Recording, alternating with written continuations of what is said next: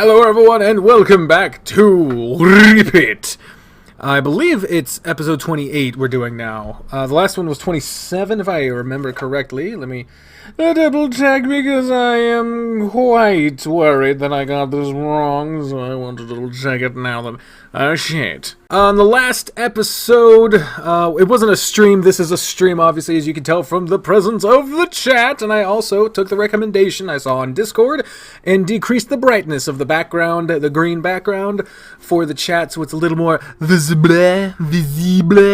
had that wonderful sequence last time where, you know, it was them dancing on the feckin' at the campground, and it was nice, and so now we shall continue. I believe, yeah, December 30. Holy shit! February, March, April, December.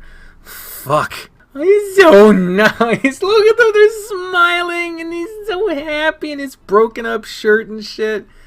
Oh, I'm so fucking happy for these guys, I swear to God. Alright, so then we do the fade out and we get to see the update.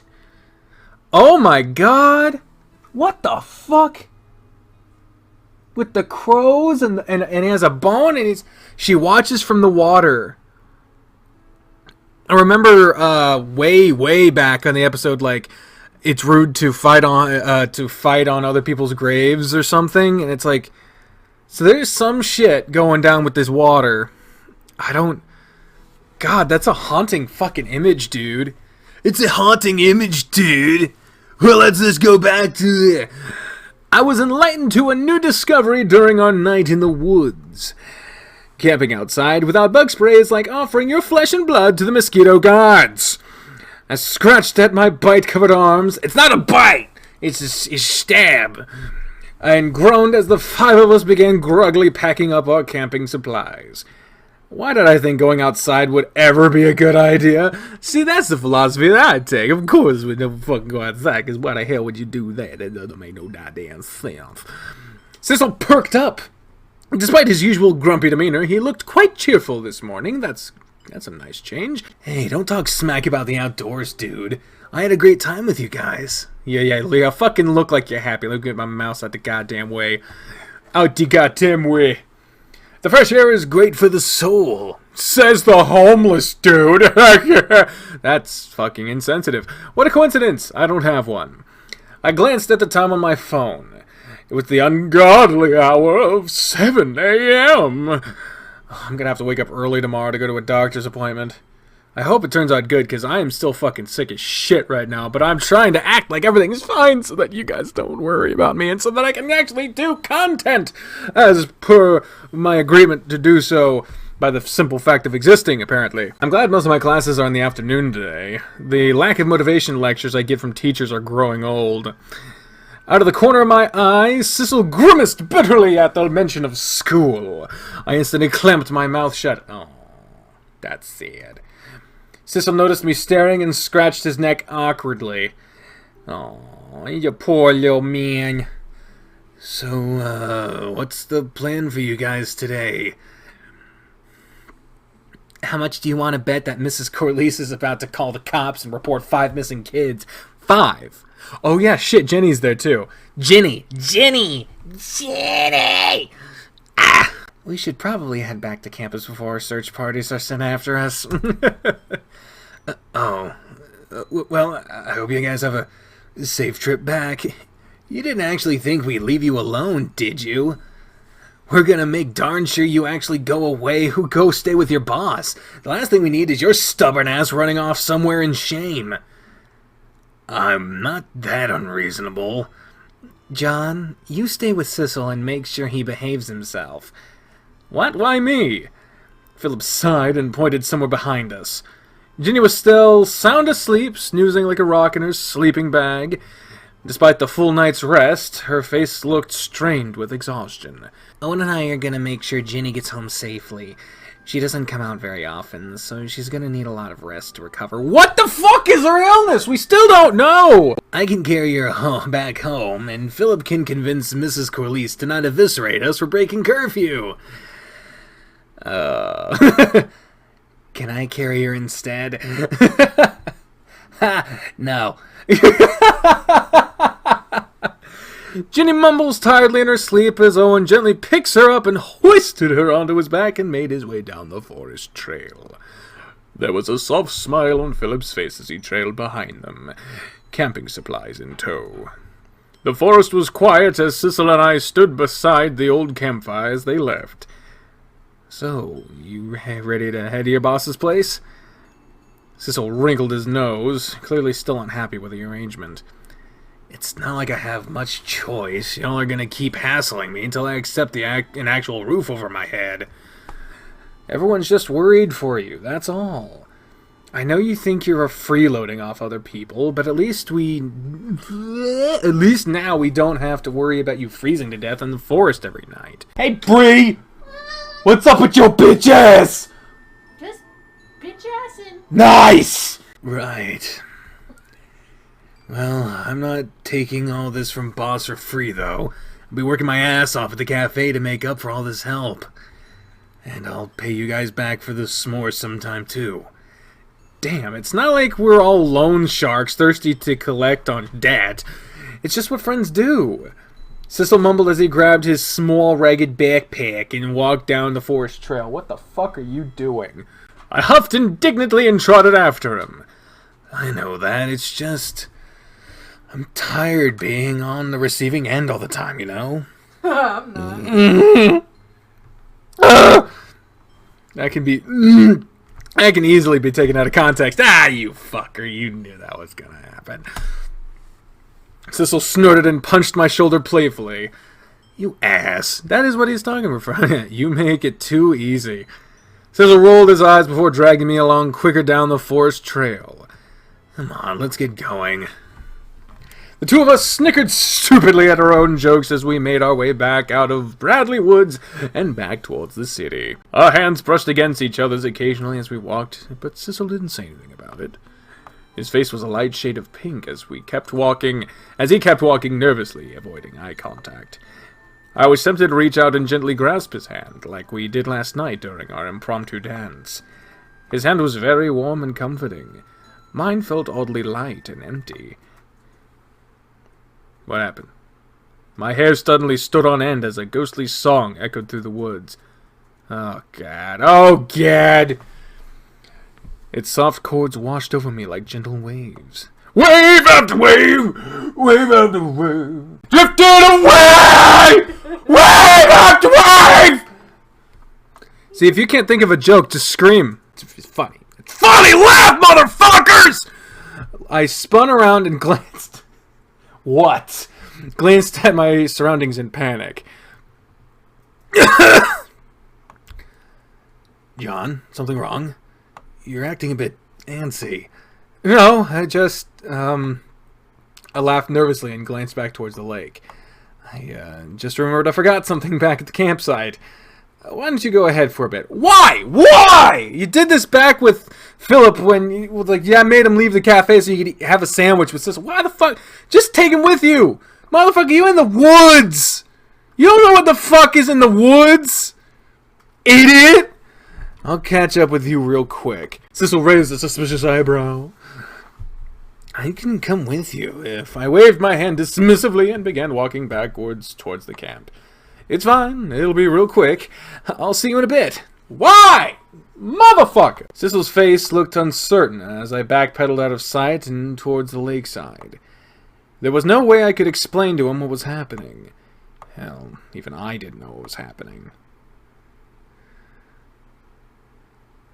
Yes. I stumbled nervously towards Bradley Lake, the water lapping gently along the shore as I approached. What am I even doing here? Taking a deep breath, I leaned over and peered carefully into the lake's dark waters. Hello? Is anybody there? Dots! Only silence followed. Only silenced followed. I mumbled awkwardly and backed away from the water. That was a stupid idea. Oh, this was a stupid idea. I jumped as the wailing song of the wish washed over the forest again. Scrambling onto my feet, I peered back into the lake with my heart pounding. There was something in the water. You were watching us from the lake. I knew it! Oh, there she is again! Oh, motherfucker! A dark figure stared up from beneath the water's surface. A tangled mass of black hair. It's blue, obviously! Obscured its face and eyes, but I felt as though it was peering into my very being. You can see me. Yes?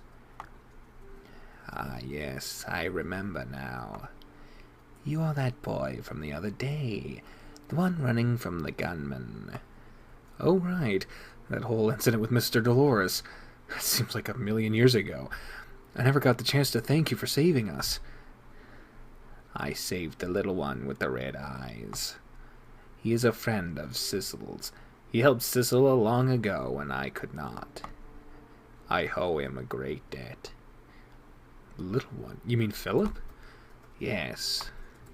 When Sissel was still living alone in these woods in the winter-time, there was a great snowstorm. He was slowly freezing to death. There was little I could do. The little one with the red eyes came and left my Sissel warm clothing and food while he was asleep. The little one even stoked our cabin's fireplace to keep him warm. Without his kindness, my Sissel would have surely perished. I am glad he has people to call friends. A dark figure tilted her head, peering at me darkly. As for you, I bring to you a warning. You are being followed. There is a wish with malicious intent trailing behind you wherever you go. It strives to bring you and those around you harm and misfortune. Do take care to keep it away from Sissel. Wait, what are you talking about? John, what's taking you so damn long? Are you taking a dump? Well, that fucking ruins the mood, but I imagine that's the intent. I nearly leaped out of my skin before turning around to see Sissel stomping down the forest trail. Yes! I'm taking a piss. That is not the same as a dump. My pants are totally down right now. Ooh, no, don't walk in on me. Sissel immediately halted in his tracks before scurrying back into the woods in a flustered mess. Jesus Christ, hurry it up then! I sighed and glanced back towards the water. The wish was gone. Her warning still hung heavily in my mind. There's still so much I don't understand. With a sigh, I shook my head tiredly and made my way back to Sissel.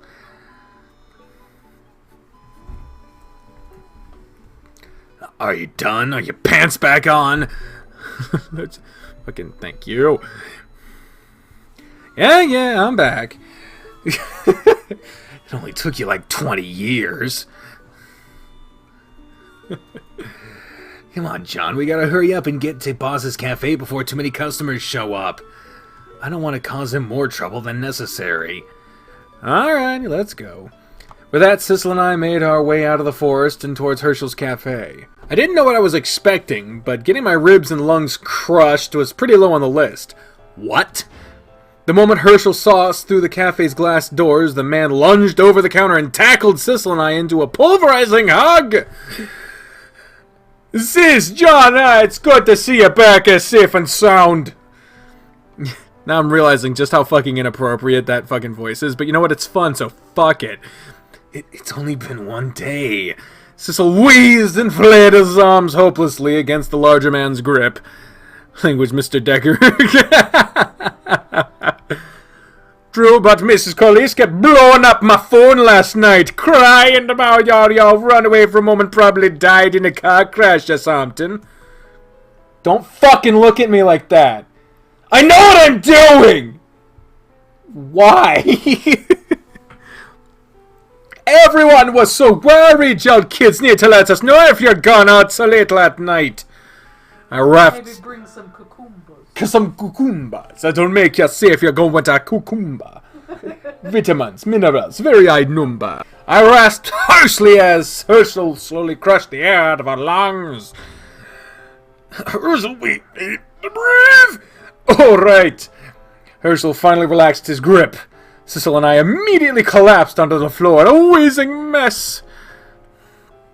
I rested a hand on Sissel's shoulder as I steadied myself, still lightheaded from the lack of oxygen. Moss, you're a monster. I think I almost died. Serves you right for making us old folks worry so much. See, I'm not just making it up. Like, he talks with that accent. I can't guarantee I'm getting it right, but he says stuff like, for that, and stuff. So I'm like, motherfucker, just look at that. Look. Serves you right for making us old folks worry so much. Like, what the fuck else are we supposed to... Yeah, finally. I've been doing this voice for God knows how, for a year, and finally someone breaks down the fucking... Break down the wall and mentions, do y'all know the way? Shall know the way. But that's a different... That's a whole nother place I do not want to go. Herschel grinned and glanced at the clock hanging from the wall. Looks like we still have some time before customers start pouring in. Ya kids probably haven't eaten yet, huh? The two of you, go hunker down at the table. I'll whip you up a good old breakfast for you. Go on, head to the dining area. Hey, it's nice and pleasant. Sissel grimaced as Herschel ushered us into a seat at the cafe. Oh, you don't need to. Oh, shut it, you're a growing boy. Lord knows you haven't eaten enough as a kid. Now eat up and think nothing of it. If you say so. I want to see Mrs. Corliss try to hug Herschel. That would be so funny. Yeah. Miss Corliss is a fucking athletic boss. I don't know what the fuck she's doing, but damn. Herschel quickly disappeared behind the kitchen doors. We were left alone in a table with only faint sound of a sizzling stove. Sissel heaved a sigh and smacked his head against the kitchen table. You okay there? Just feeling spectacularly shitty today. Not much else. Am I supposed to just eat this man's food and immediately go, by the way, can you give me a place to live like the freeloading loser I am? I bet you anything that Herschel would say yes, even if you asked him with those exact words. That's the damn problem! Why does everyone keep babying me like this? Herschel's not my parent. He doesn't need to feed me or clothe me or anything. It's just... it sucks! The cafe was rather quiet today. There were no other customers besides the two of us. No, everyone else is fucking doing it. I glanced towards the kitchen doors, where Herschel could be heard humming cheerfully as he fried up what smelled like bacon! Bacon! Yes! Maybe he's just an overly nice guy. You can pay him back once you're rich and famous or something. Sissel scoffed bitterly. And when will that be? He could be old and dead by then. I could be old and dead by then. Motherfucking not every good turn deserves a sometimes people just do good things. You don't have to repay everything, for fuck's sake. Goddamn. Oh! What the fuck? Fuck you! Fuck you, motherfucker! It's thunder! Thunder. Thunderbolt! That's what? Give him a thunderbolt! Sissel and I both jumped as a clap of thunder ripped through the sky. The windows suddenly rattled as a downpour of rain filled the streets of the city. And it got me to Howland's like, no problem. Oh, that's fucking... you funny. You got jokes. You got jokes! I could feel the cafe's walls and floor shudder from the impact of the rain and thunder and the spit that just fucking went all over my laptop. It's a pretty sudden storm. It's the remnant. It's the fucking remnant. The remnant! At least you're here at the cafe instead of at that cottage. It would have sucked to be out in this weather. Sissel scowled at me, but reluctantly nodded in agreement. We were snapped out of our sobering thoughts as the kitchen doors flew open. All right, you kids, breakfast is here! Herschel waltzed across the room with a pound of grin? No. With a proud grin on his face, plates of scrambled eggs and pancakes steaming in hand. Holy fuck! Sissel mumbled a discouraged thanks and poked at his eggs. My stomach gave me a loud rumble as I gratefully grabbed my fork. Thanks, Herschel. You're the best. You're the best. He's the bestest. If the fan is bothering you, you can turn it off. I don't. I know I am.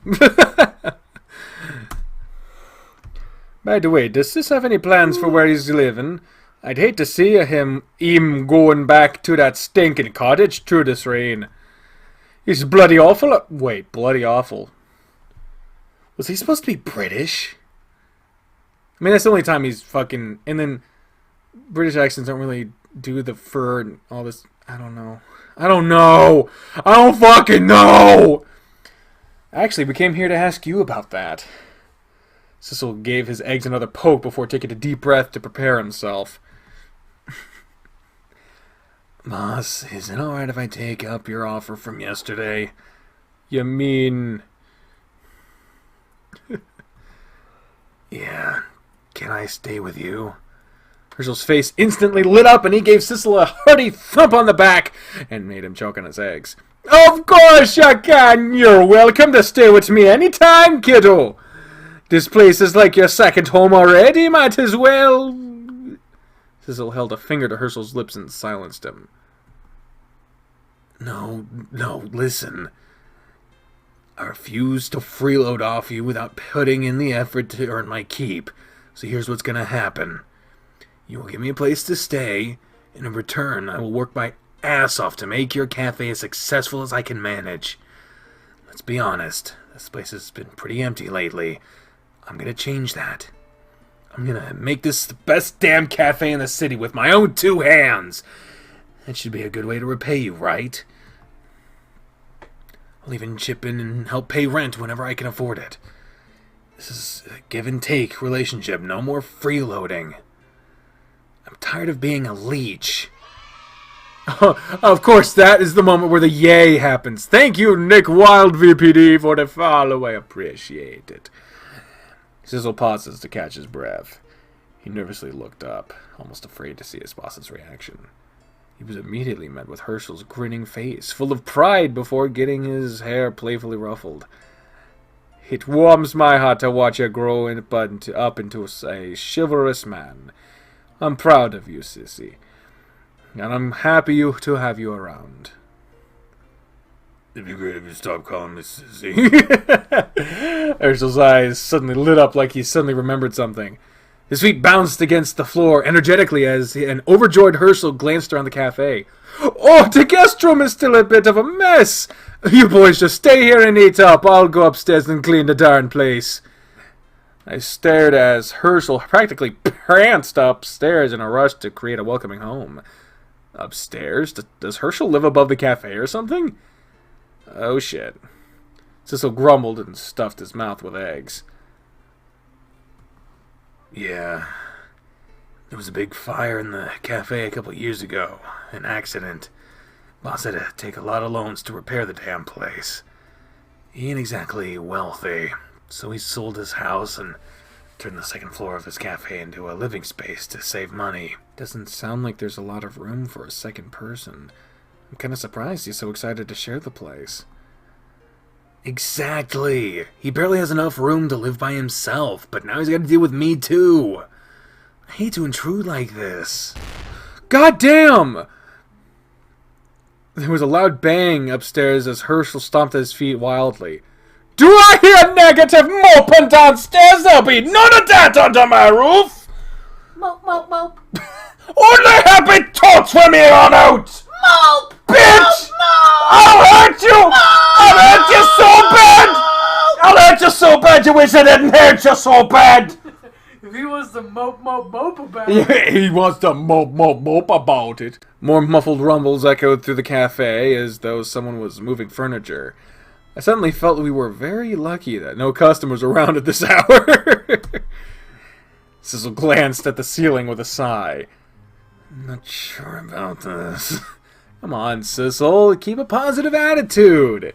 Don't think that you're being a bother. Just think of how happy you're making Herschel by staying here with him. Suppose you're right. Sissel stared around the empty cafe slowly. I've got decent culinary skills. Maybe I can help expand the business a bit while I'm here. Then boss will finally make enough money to pay off this damn loans and get himself a nice apartment. There we go. It's good to see that look of determination in your eyes again. Just how much have you been staring at my eyes? I only responded with a sly smile. Anyway, how about we go upstairs and see what your new living space is like? I'm kind of excited to see the second floor of this cafe. Sissel scowled and stabbed his eggs with his fork. In a bit. Hurry up and eat your breakfast first. Oh, there is music. I can hear it when there isn't screaming. Thank you, Leah! Oh my god. Actually, this is nice. I like this. I'd totally live in that space. That is a nice. That is a nice setup, man. After wolfing down the rest of our breakfast, Herschel dragged us upstairs to show us what's around Sissel's new living area. The second floor of the cafe was incredibly cramped, with a low, claustrophobic ceiling and narrow walls. We had to duck as we climbed through the doorway to enter a small bedroom. Well, here's your new home. I know it's not much, and you deserve better than this, but I hope you'll be happy staying here with your little old me. No, it's perfect. Thank you so much, boss. I should be the one thanking you. This place is dreadfully boring all by my lonesome. I'm happy to have you around. Oh, and John, feel free to visit us any time. You're a good influence on little Sissy here. He whines a lot less with you around. I'll be sure to stop by. I don't complain that much. Sissel yelped as Herschel grabbed him into a playful headlock and began ruffling his hair. You better stop with that dead puppy look on your face, though. I'm not about to let this place get as depressing as your moping shack at the lake. God damn. Alright. Just let me go. Herschel laughed as Sissel pushed him away from him and stumbled into me. Alright, kiddos, keep your chin up. Anyway, why don't you take some time to unpack and settle in? I've got to go out and run a few errands in the meantime. Don't forget to bring an umbrella or you'll be going and getting soaked. Will do. Unpack what? Oh yeah, he's a backpack, I guess. The older man gave us a happy thumbs up before leaving us along in his attic. Sissel gingerly plopped his bag next to the futon and sat down, listening to Herschel's footsteps against the roar of the rainstorm. Well, I guess I'm here now. He falls down onto the futon and stares at a low ceiling with a small, mournful smile. You know, I've been having these days where I'm thinking, well, I'm gonna be dead someday. Like, when I'm 6 feet under, will I be able to look back at my life and be proud of anything I've done? No, you'll be dead, so you won't be able to look back at all. All I have on my accomplished list is mooch off of people around me like a black hole of pity. What am I actually going to do with my life? That's one of those questions that will haunt you for the rest of your days. Sissel rolls over on the sofa with the face of a kicked puppy. You give great advice and encouragement, old wise John. I feel enlightened.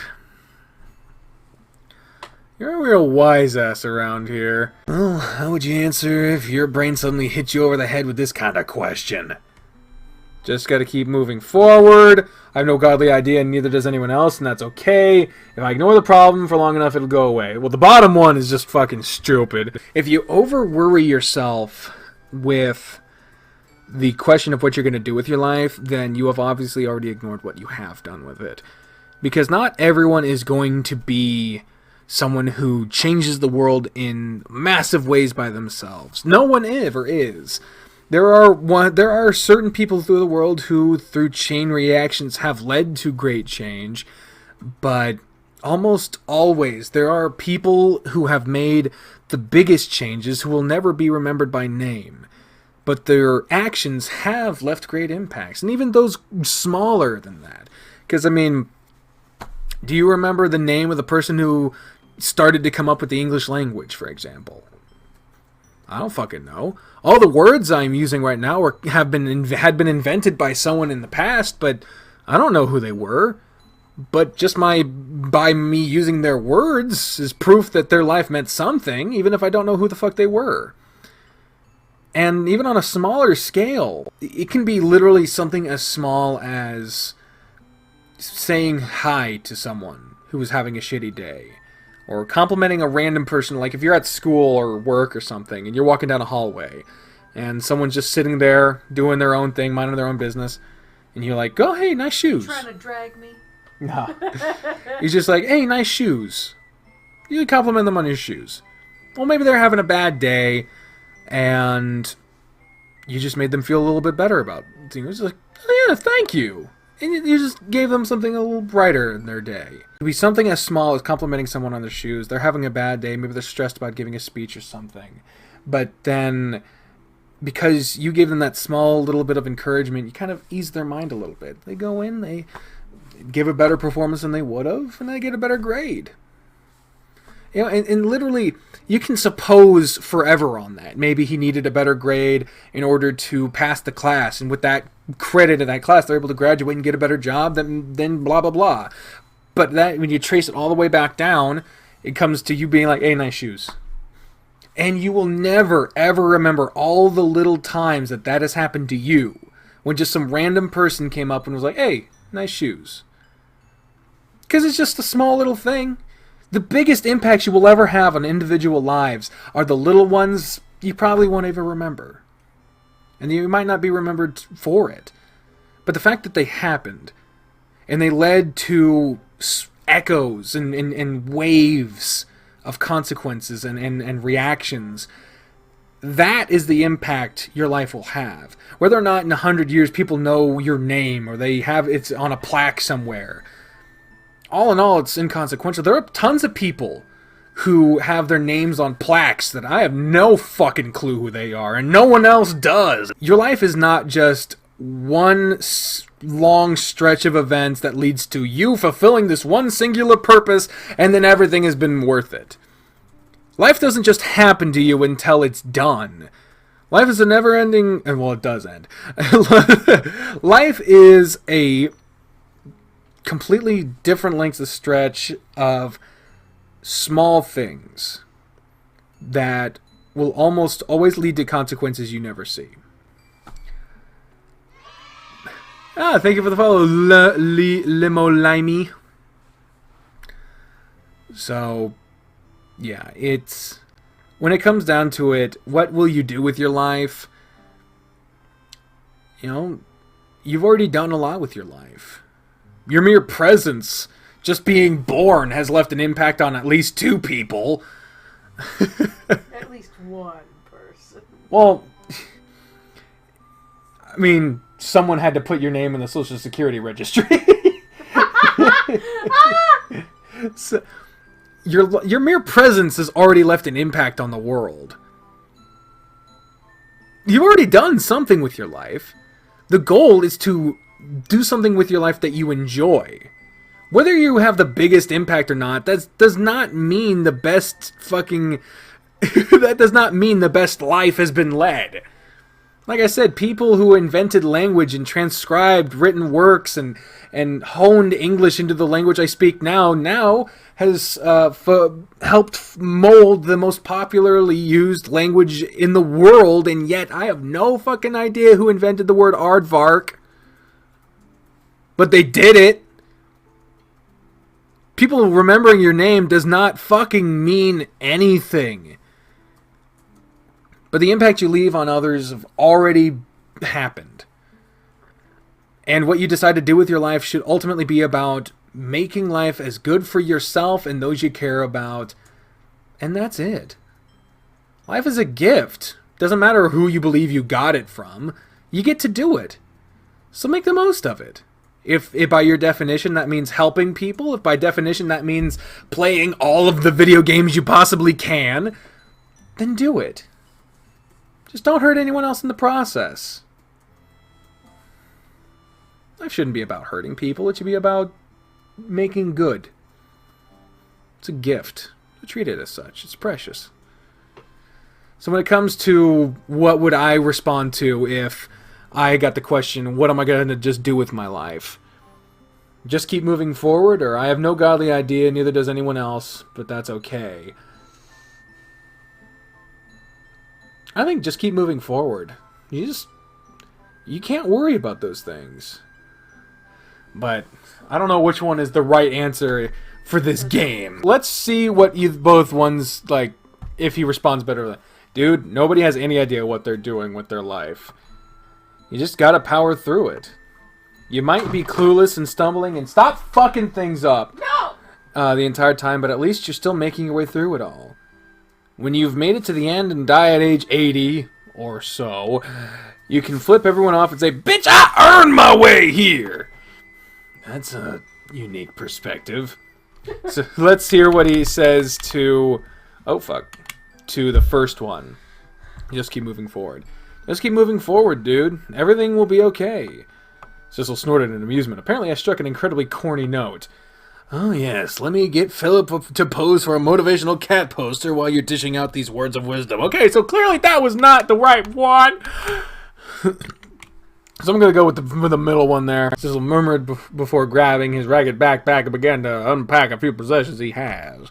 I stared inquisitively at the handful of ripped clothes, a single work uniform, a toothbrush, and a small red blanket. That's all you have?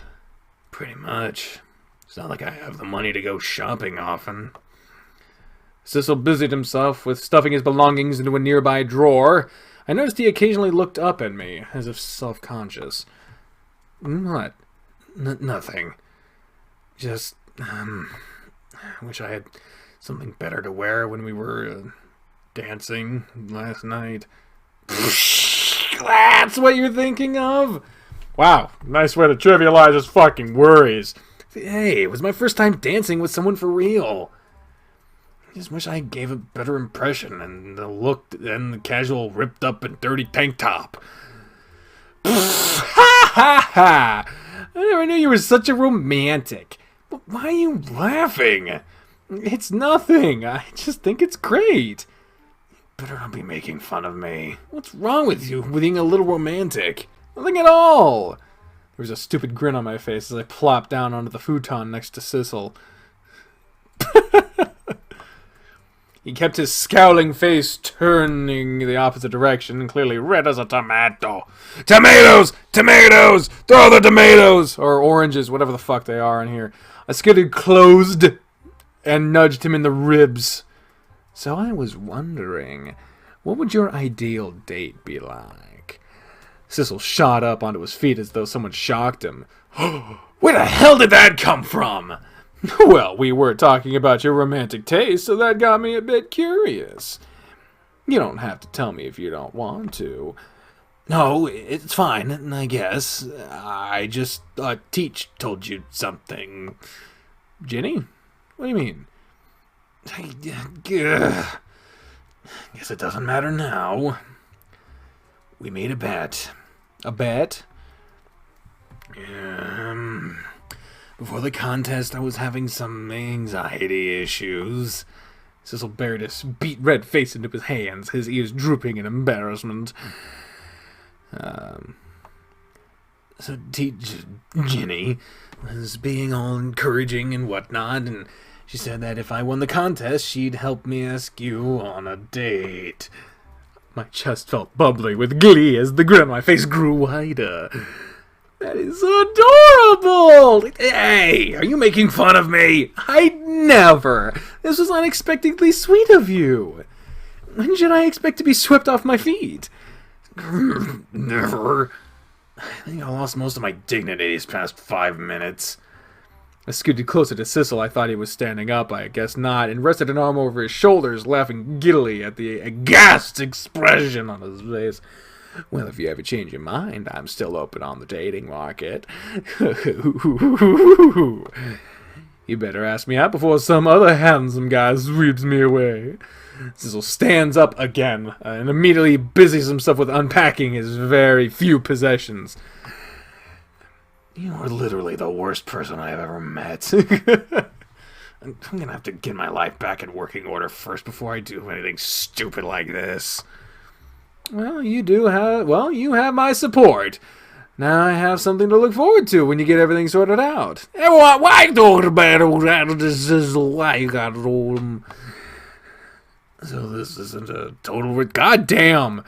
So this isn't a total rejection, right? Of course not! Well, good. This is good, I think. Hey, Bri, how does one treat a hernia? You go to the hospital and get it surgically replaced. Oh, God! I watched as Sissel continued unpacking and trying his best to ignore my delighted face.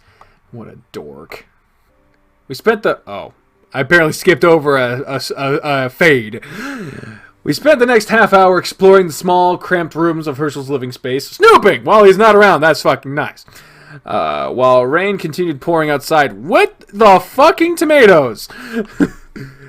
The place was like a maze. The hallways were incredibly narrow, with doorways hanging so low that we had to duck to avoid smacking our heads. Secret closets and side rooms seemed to pop out of nowhere at every corner. There was also a small bathroom with a shower that looked as though Herschel built and installed it himself. Sissel smiled at the mismatched tiles and crooked faucet. You know, despite being pretty much a refurbished attic, this place is surprisingly cozy.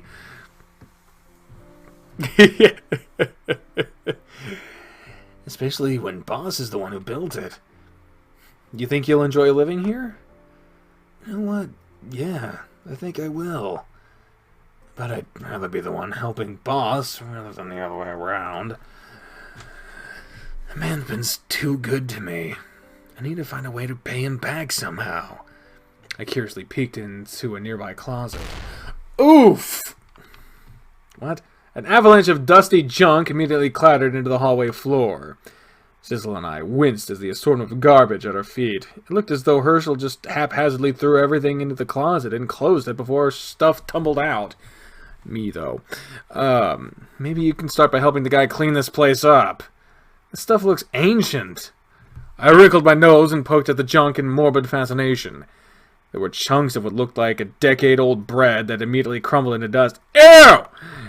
Among the mess were some rusty trinkets, souvenirs, photos, and a small mountain of different hats.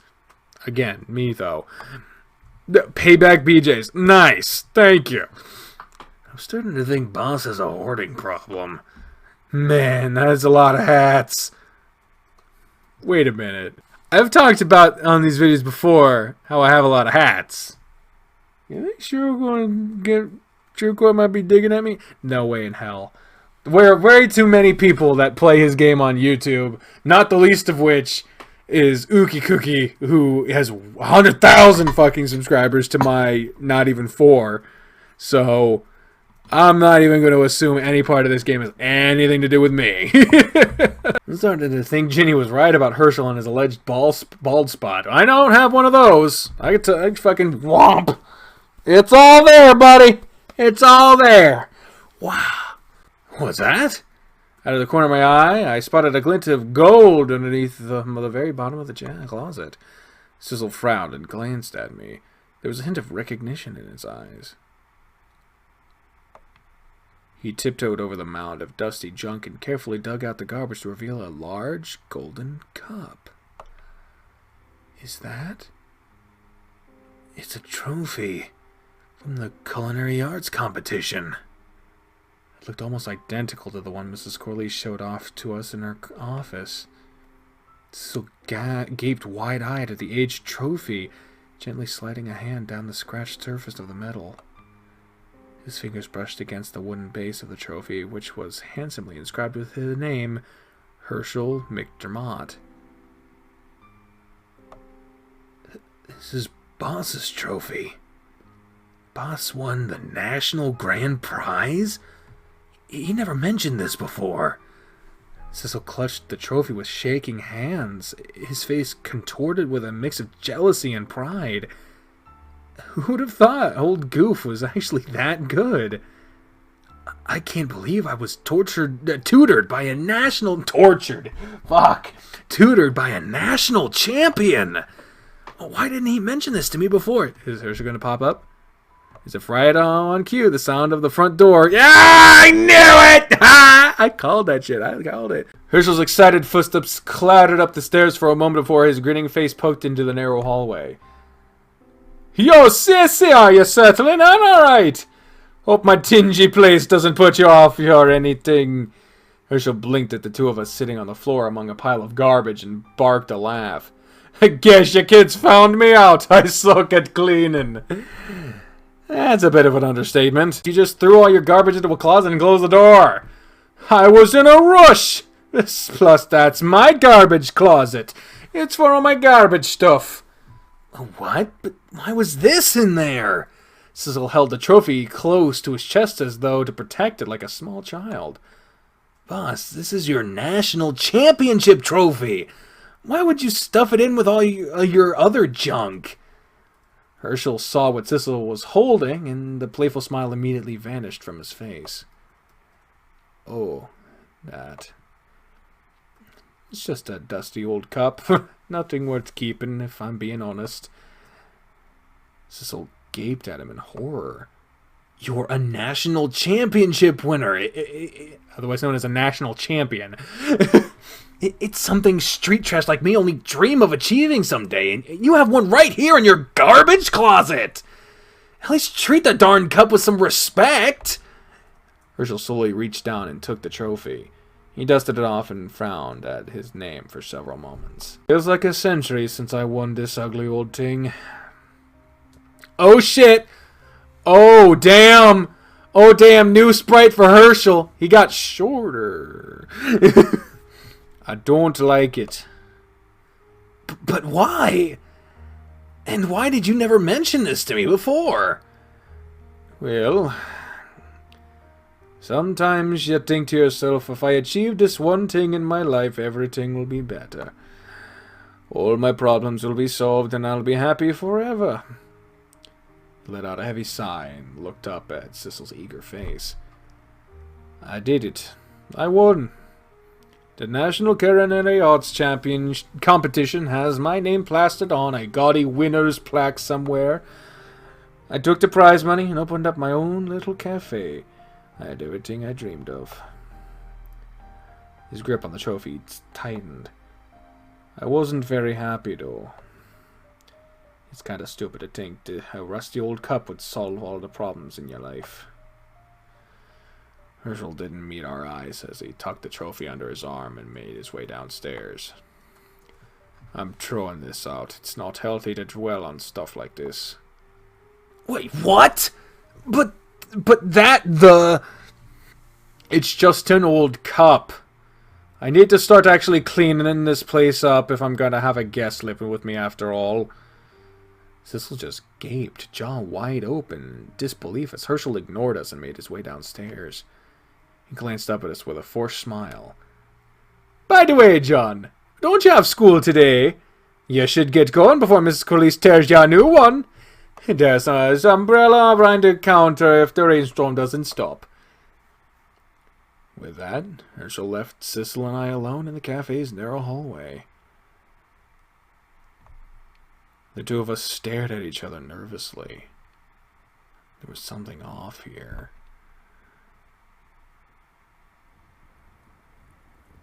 The cafe continues to shudder against the pouring rain outside as I ready myself to leave. I grimaced at the stormy weather. I'm gonna need to grab an umbrella before I head out. Wait, John! Sissel suddenly scrambled down the stairs and grabbed my shoulder with a huff. There's something I need to do before you go. He glanced around his shoulder nervously. Herschel could be heard humming cheerfully as he busied himself in the kitchen. Sissel turned back to me and spoke in a low whisper. I want to go grab that trophy back before Boss notices. There's no way I'm going to let him throw out something that important. You think you can hold on to it when you get back to BriAnna? It's safer than hiding it at the cafe. Don't you think Herschel will be upset at this? Sissel laughs with a small, guilty smile. Boss doesn't need to find out. Oh, God. All right, but we should be careful. He nodded and reached over the cafe counter to snatch an umbrella. I saw Boss stuff the trophy in a trash bag and toss it in the garbage dump out back. Let's hurry up and grab it before he notices we're gone. Never expected to be a dumpster diving so early in the morning. This your first time? It's not that bad, to be honest. You'd be surprised by all the good stuff people always throw out. My throat clamped up uncomfortably at the thought of how Sissel probably needed to dumpster dive while he was on the streets. It must have been hard to keep yourself well fed, or healthy in any degree. Hello, John. Are we doing this or not? I shook my head to clear my thoughts. Right, let's go. Hey, this is a familiar picture. I think this is the same alleyway that Owen almost died in.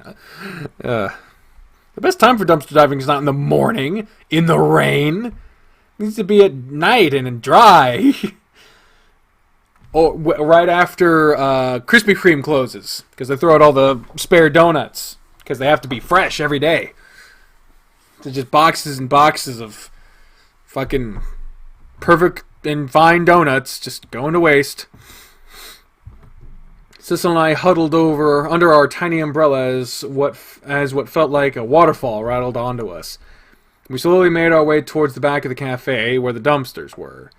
I wrinkled my nose at the smell of wet trash and glanced at Sissel worriedly.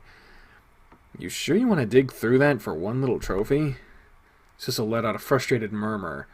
The scowl on his face remained as he threw open the top of the dumpster and poked his head inside. John, you don't understand. This trophy represents everything I've worked to achieve. It just doesn't sit right to let it rot with a bunch of garbage. Honestly, boss can be kind of stupid sometimes. Uh-oh. Sissel climbed to the dumpster with a grunt. Garbage bags rustled as he rummaged and stomped about inside. After a moment, Sissel let out a little, aha! Found it! Here, John, catch! Oof. I suddenly found myself with a face full of garbage bag. Stumbling backwards, I exploded indignantly as Sissel climbed out of the dumpster with a mischievous grin. You could have just handed that to me like a normal person. I did say catch before throwing it, though. I'm holding an umbrella! The two of us were already soaked at this point. Our damp clothes clung heavily on us as we curiously crouched over the trash bag Sissel recovered. Sissel was already busying himself with untying the bag and rummaging through its contents. I held the umbrella above him and shielded us from the pouring rain. That's a lot of old stuff Herschel's throwing away. There were handfuls of old photos, trinkets, and old clothes. You donate a lot of that shit. Don't have to throw it away. Sissel tossed them all back into the dumpster with disinterest until he caught sight of the glimmer of gold. Found it! Thank God, it sucks seeing it swimming with all the other trash. Ooh. Sissel beamed and held the trophy out to be cleansed in the rain. I hope this was worth it. Oh God, he's so happy. It totally is. I might never get to win this competition, but at least I'll get a small taste of it here. This is wrong. This is wrong, man. There's a lot wrong with this. There was a bitter edge to his tone. The storm punctuated the silence with a roaring clap of thunder. Bits of wet trash clung to Sissel's arms and legs, along with the sickly sweet smell of rot. I could see him shivering a little against the weather. All this digging for a rusty golden cup. I hate to admit it, but I was starting to agree with Herschel's decision of throwing it out. With a sigh, I gently nudged Sissel on the shoulder. Come on, we better get going. This rain's getting worse. Sissel slowly rose to his feet, his eyes still glued to the trophy. What the fuck was that? A painful chill suddenly shot down my spine. I shot up and frantically glanced everywhere along with the alleyway. It was impossible to see much through the downpour of rain. It was like a thick, heavy fog. I could barely see my own outstretched hand. A rush of panic gripped my chest as I grabbed Sissel by the shoulder and shook him vigorously. Sissel, we should go! Now! Sissel blinked tiredly, as though waking up from a daze. Right, let's go. And we are still in the same spot. Our next 15 minutes were spent struggling against the harsh, blinding rain, the wind slamming against the two of us like a brick wall. We walked straight down the alley for what felt like forever. We should have made it back to the cafe by now. At some point, the wind ripped the umbrella out of my hands by the wind. What? At some point, the wind ripped the umbrella out of my hands by the wind. It's a demo. The rain was blinding as Sissel and I squinted through the battering haze. Wait, we walked past this spot already. What the hell is going on? To our left stood the dumpster we were digging through minutes ago. I gritted my teeth and stared out through the foggy rain. Where is it? I know it's following us. I swear we were walking in a straight line. Sissel wandered over to a nearby dumpster as if to check if he's not hallucinating. We did walk past this spot already. This is the same dumpster I dug through just now. Something caught his eye. Sissel furiously rummaged the trash bags scattered across the alleyway. This is...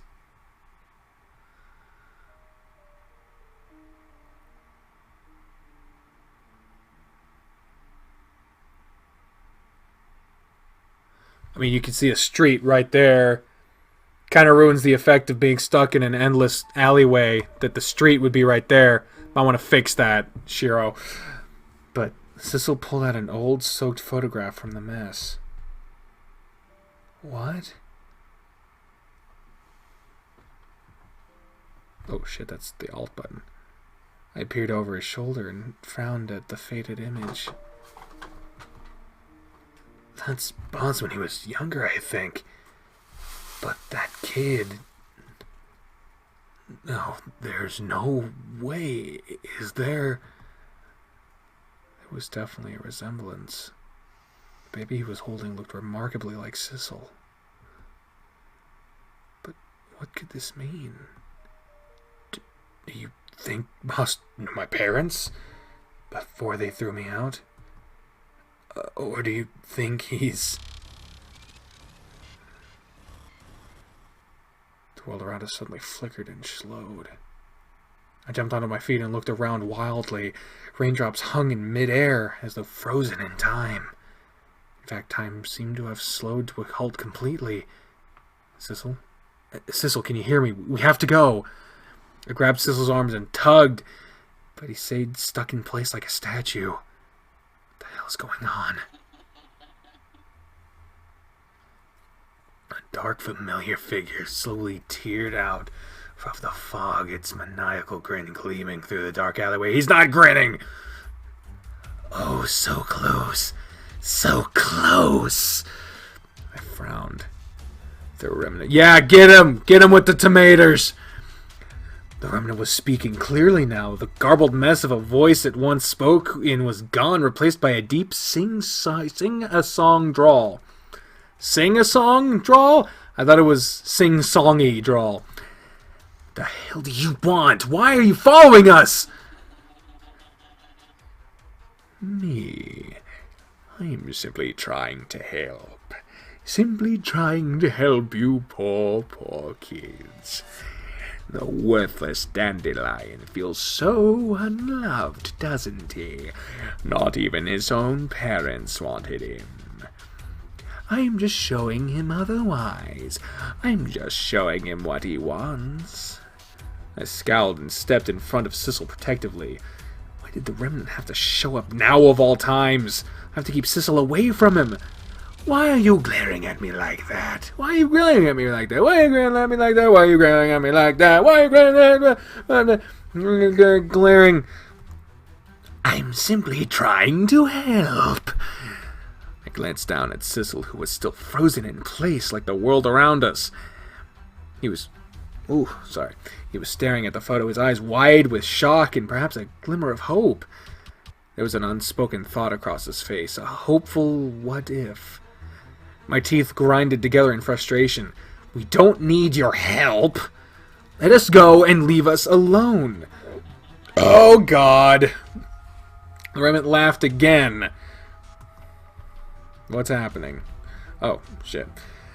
Its armless form dancing around the empty alleyway like an animated corpse. It glided closer and closer to us. The text seems to be stalling a little bit. Terrifying face leaning towards my own. Oh yeah, the update is kind of fucking up a little bit. Worthless, worthless, worthless! He's so desperate for proof that he's worth something. That he's worth caring about. If you leave him alone, he'll burn himself out of desperation. Oh, For a split second, the remnant's maniacal smile and twisted south, I believe that's mouth, into a small, wistful frown. This will end terribly again. You'll have to repeat this terrible, terrible life again. Suddenly, its face split back into a horrifying grin. Won't you let me end it for good? Get the fuck away from me, bruh! Its mouth opened again, inches from my face. My body won't move. There was nothing I could do as the remnant's jaws split wide open and prepared to close around my skull. Oh my god!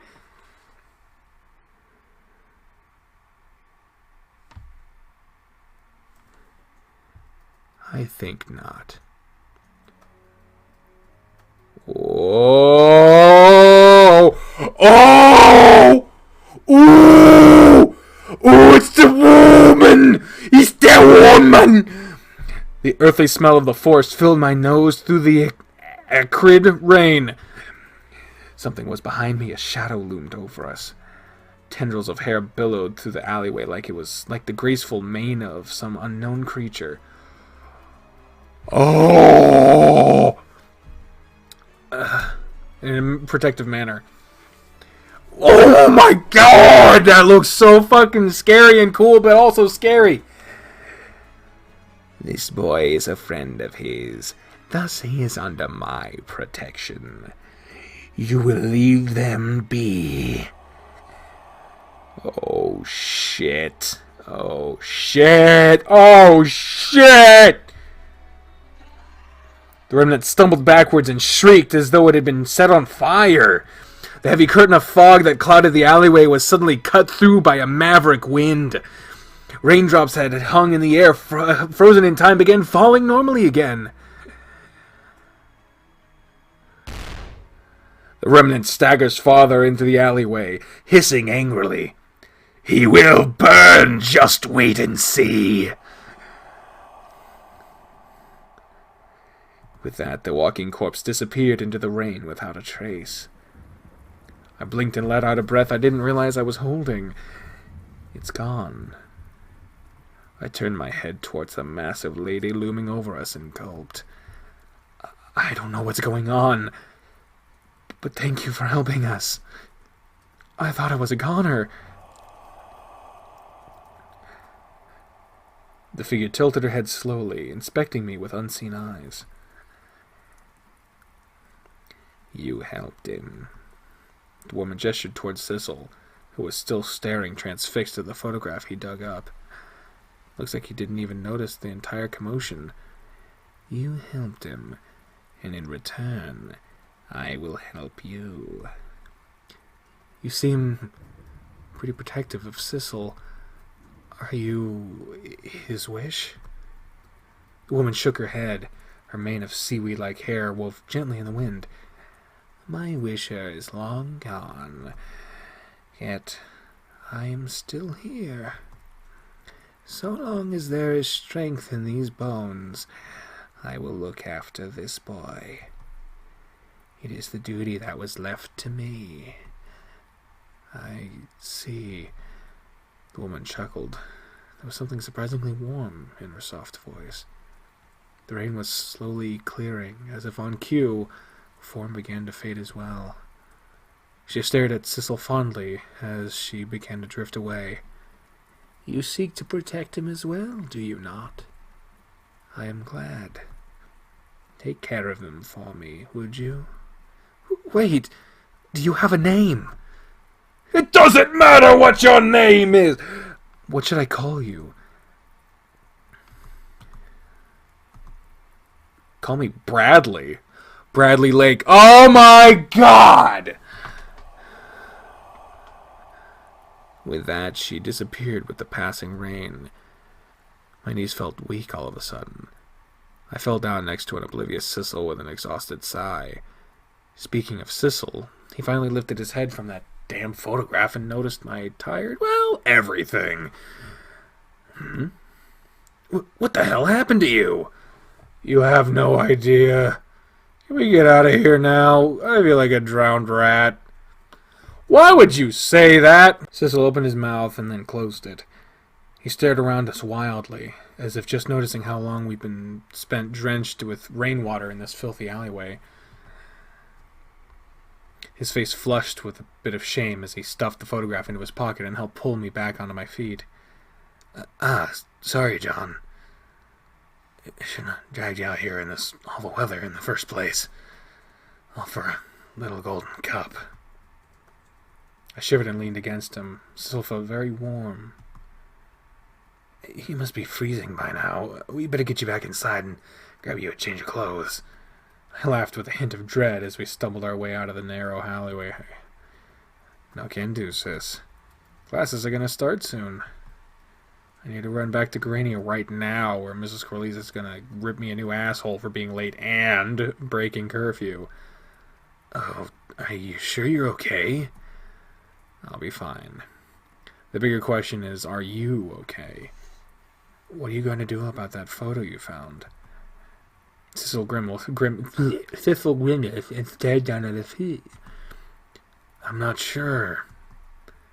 I really want to know if Boss is related to me in some way, but he's trying real hard to hide it. He's done a lot to help me. I don't really want to pry too much. Sissel groaned and shook his head furiously.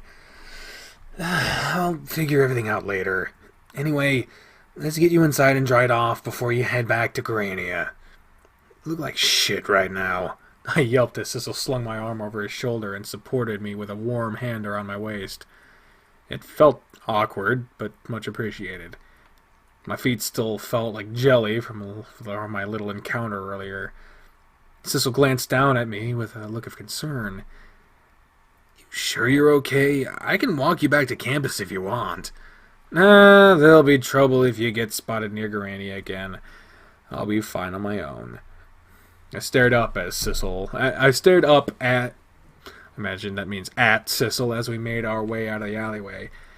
Between all the concern, he occasionally betrayed a glance down towards his pocket. What the fuck does that mean? Damn it! At the photograph of Herschel. The way Sissel fell out of focus and lost in thought, it left an unsettling feeling in my stomach. I don't like where this is going.